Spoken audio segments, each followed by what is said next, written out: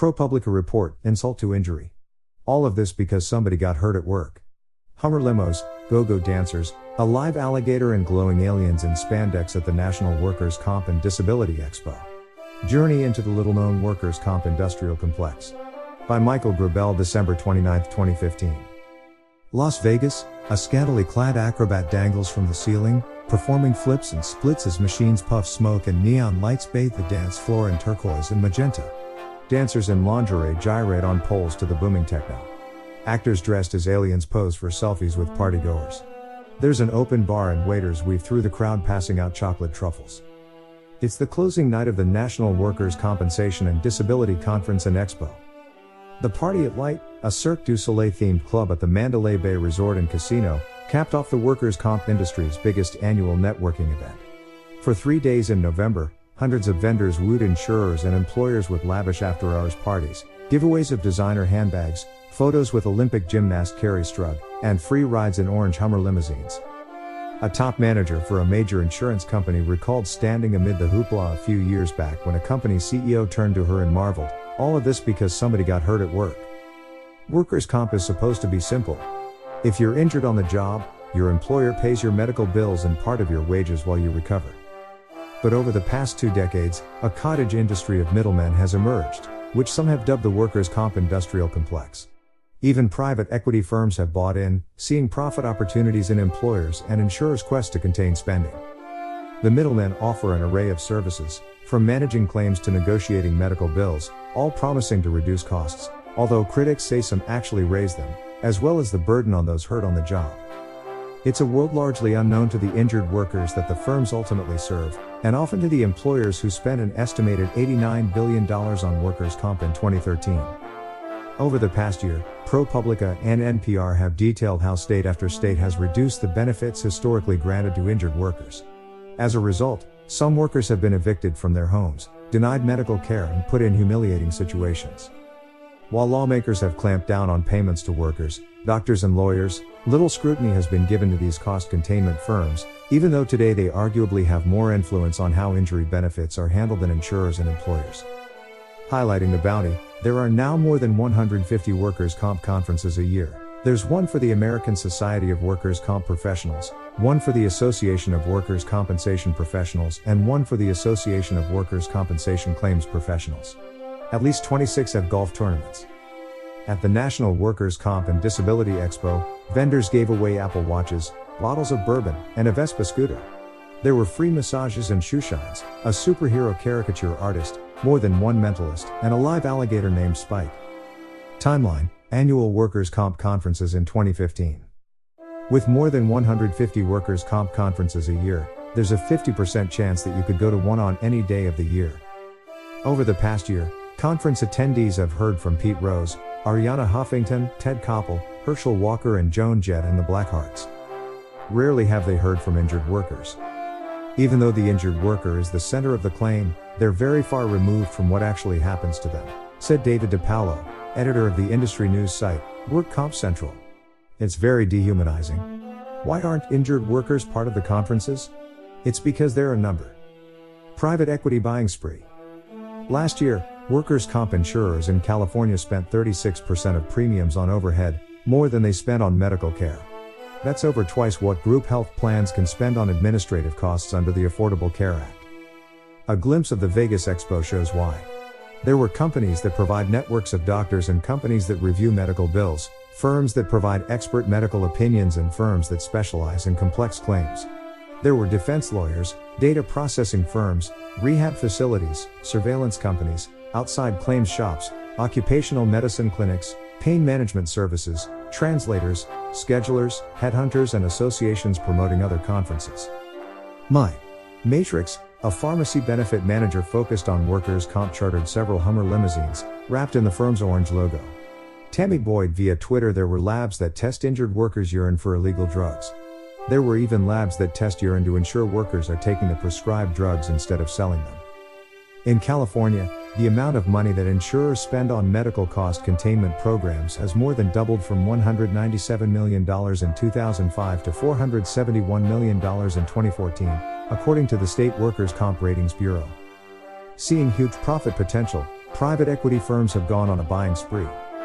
Sedgwick, a company that processes claims for large employers, was acquired by two private equity firms for $1.1 billion in 2010 and then sold to another for $2.4 billion in 2014.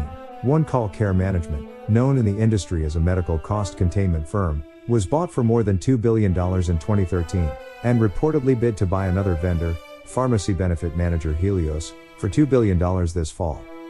Some of the biggest firms, Sedgwick, GenX, Helios, Corvell, MedRisk and OneCall, are little known outside the workers' comp industry. But they have become powerful players in determining the future of how injured workers are treated.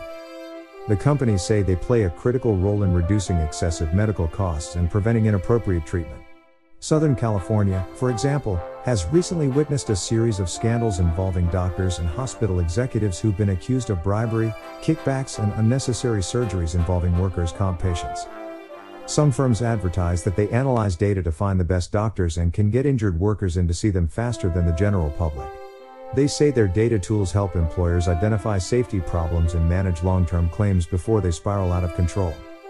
Robert Hartwig, president of the Insurance Information Institute, said the companies have become necessary as medical care, and the regulations for delivering it across 50 different state systems have become increasingly complex. The firms don't just reduce costs, he said, but also improve outcomes by helping employees get back to work quicker. Cost containment is not a dirty phrase, Hartwig said. If insurers were to eliminate cost containment because it was costing too much, I can assure you we would see a rapid escalation in fraud and abuse in the system.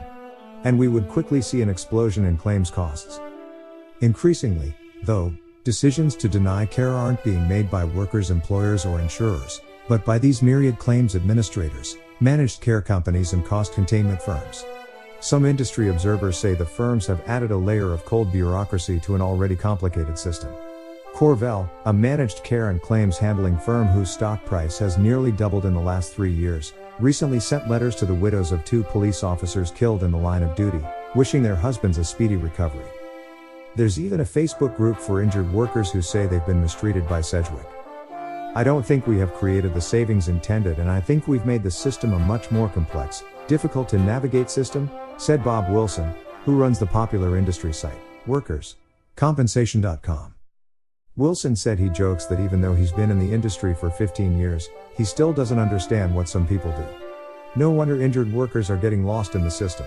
Controversy and cost containment. As business has boomed, little effort has been made to find out whether the companies are helping or hurting injured workers.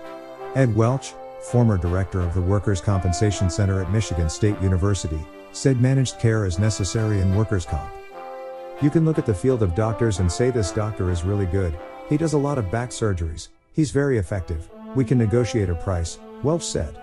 But employers and insurance companies can also use managed care to limit benefits by finding the cheapest doctors or doctors who will very rarely agree that work caused the disability, he said. One of the field's most controversial niches is firms that supply doctors to provide second opinions for employers and insurers. This alone is a $4 billion a year industry in the United States, according to one of the leading firms, ExamWorks, whose stock price has tripled in the past 4 years. Treating physicians say such hired experts are often retired doctors who make quick decisions without fully understanding patients' medical histories. Tyson Foods' secret recipe for carving up workers' comp. Over the past 25 years, the giant meatpacking company has taken a lead in pushing for changes in workers' comp in state after state, often to the detriment of workers. Read the story. State lawmakers to investigate workers' comp opt-out.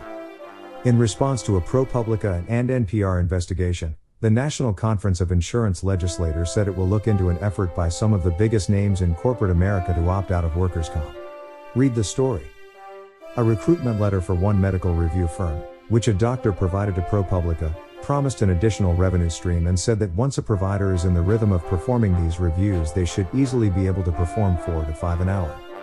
Many cost containment firms negotiate prices with doctors and other medical providers and then take a cut of the discount they provide to insurers. Often, the insurers and claims administrators receive fees and commissions from cost containment firms for selling their services to employers, said Frank Penicchio of Oceanus Partners, an insurance consulting firm. Some cost containment companies have found another way to profit, according to several doctors, insurance consultants and other service providers who ask not to be named because they must do business with these companies. They said firms misrepresent the cost of services to insurers, pocketing not only the % of savings but also the difference between the inflated price and the true charges. The presence of these companies is becoming so overwhelming that providers are getting squeezed out, said Steve Katolika, Government Relations Director for a doctor's organization, the California Society of Industrial Medicine and Surgery. Some firms are raising the costs of work comp healthcare without delivering any value. The Workers' Comp Expo. The 43-story Mandalay Bay Casino stands like a shimmering gold cathedral, towering over the Luxor Pyramid and the Excalibur Castle on the south end of the Vegas Strip. It was the perfect setting for this year's Workers' Comp and Disability Expo, which featured panels on how to prevent claims from spiraling out of control, what to do about medical marijuana, and current trends in urine drug screening, what the research shows. Conferences like these are where insurer-driven ideas for legislative reforms spread. And they're also where deals are made, which explains the attention showered on those holding the purse strings. One morning, those entering the expo were greeted by a latte bar, hosted by ExamWorks, with baristas etching elaborate patterns in the milk, like the face of a lion or Pac-Man eating a ghost. Convention goers mingled at booths and browsed the swag. Strug posed for pictures, drawing people to one firm's booth while also raising money for charity. Some attendees lined up early to get wristbands for the after-hours parties. Prime Health Services, a cost containment company, held its party at the Wynn Casino's Tryst nightclub with a live band playing in front of the club's 90-foot waterfall and cocktails containing fake ice cubes with the company's logo. One Call Care Management hosted the National Workers' Comp Expo's closing night party at Light, a Cirque du Soleil-themed club in Las Vegas. The party featured acrobats, go-go dancers, actors dressed as aliens and waiters passing out chocolate truffles. Michael Grabell / ProPublica Rising Medical Solutions, another cost containment firm, hosted a Great Gatsby-themed party with guests dressed as flappers. Paradigm Outcomes, a catastrophic case management firm, held its reception at the lounge inside the Cosmopolitan's 3-story crystal chandelier. And Michael Sullivan & Associates, a defense law firm in California, held its party at the House of Blues Foundation Room, whose websites say it features high-class debauchery and luxurious party rooms to suit any desire, no matter how wicked. But none of them could compete with the closing night blowout hosted by One Call that featured the acrobat, go-go dancers and glowing aliens clad in spandex. If I was an injured worker at home wondering how I would pay my bills, I would be sick to see this, said one insurance company manager who asked not to be named. One Call, which is based in Jacksonville, Florida, said in a statement that such events are typically sponsored by companies in the industry as a cost of doing business and that it chose the Cirque du Soleil theme to keep with the conference's Las Vegas location. The focus of One Call Care Management is to make sure that injured workers receive the best care possible, quickly and efficiently, its statement said. Having opportunities for our colleagues to meet and connect is important for workers' compensation and for any industry. Not every conference is as elaborate as the National Expo. Some focus on providing continuing education credits for lawyers and claims adjusters. Many states put on annual educational conferences to update stakeholders on new trends and regulatory issues. This year, there were conferences in 104 cities and 41 states, more places than in the country song, I've Been Everywhere. One hotel, the Beau Rivage Resort and Casino in Biloxi, Mississippi, hosted 3 workers' comp conferences in 2015. There are so many conferences that there is even a website called compevent.com, which serves as a kind of Ticketmaster for them. At this year's Risk and Insurance Management Society conference in New Orleans, MedRisk, a network of physical therapy and diagnostic imaging centers for workers' comp, led a parade through the French Quarter, complete with Mardi Gras performers and a brass band, to its reception at La Trobe-en-Royal. And not to be outdone, the 70th Annual Workers' Compensation Educational Conference in Orlando featured a concert by rock and roll legends Joan Jett and the Blackhearts. In a video posted on Twitter, attendees bopped their heads as they sang along to her hit, Bad Reputation.